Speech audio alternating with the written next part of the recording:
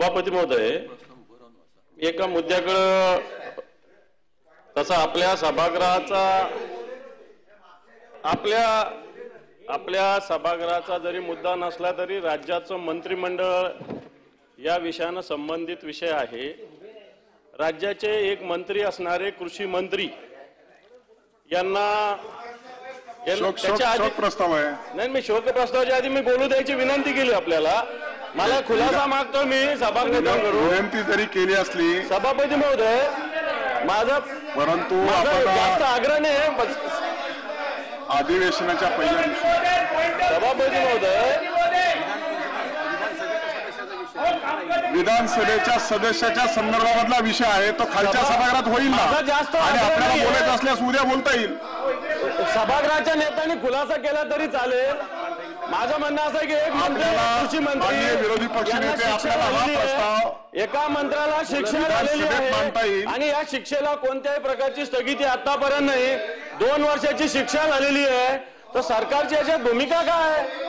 सरकारची याच्यात भूमिका काय? जरा सभागृहाने सरकारने जर पाहिजे होता। शोक आपण मी शोक प्रस्तावानंतर बोलता येणार नाही म्हणून मी आपली परवानगी मागितलेली आहे, परंतु एका मंत्र्याला शिक्षा झालेली सभापती महोदय। विरोधी पक्षनेते, आपण जो प्रस्ताव मांडला आहे ते विधानसभेत आपण जी काही सूचना किंवा जी काही इन्फॉर्मेशन आपण सभागृहाला ज्ञात करून देत आहात ते सन्माननीय सदस्य आणि मंत्री खालच्या सभागृहाचे आहे। तो विषय खालच्या सभागृहात येईल आणि त्यानंतर आपल्याला देखील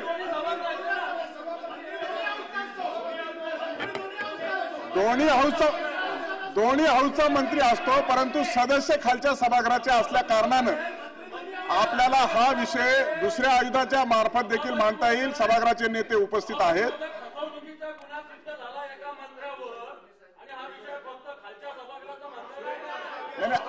आपल्याला शोक प्रस्ताव आहे।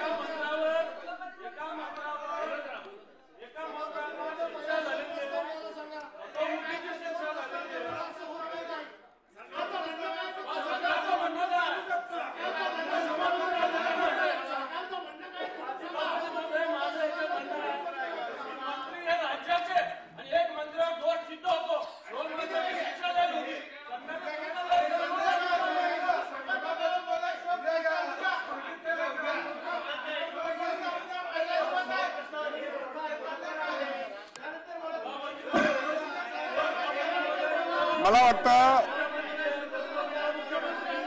माननीय विरोधी पक्षनेते, मला असं वाटतं की शोक प्रस्ताव आहे आणि शोक प्रस्तावामध्ये देशाचे पंतप्रधान माननीय मनमोहन सिंगच्या संदर्भात आणि आपल्याही सभागृहाचे सदस्य आहेत।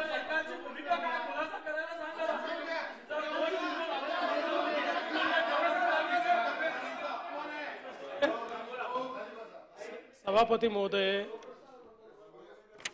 म्हणजे देशाचे माजी पंतप्रधान आणि ज्येष्ठ नेते या देशामध्ये ज्यांनी मोठ्या प्रमाणात आर्थिक सुधारणा केल्या अशा मनमोहन सिंगजींच्या शोक प्रस्तावाच्या दिवशी असा गोंधळ होईल असं वाटलं नव्हतं।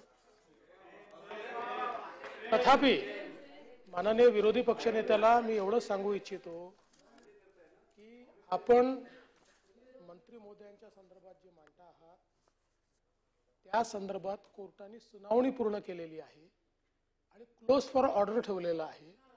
त्यांची ऑर्डर आल्यानंतर त्याच्यावर निर्णय सभागृह किंवा राज्यपाल घेतील।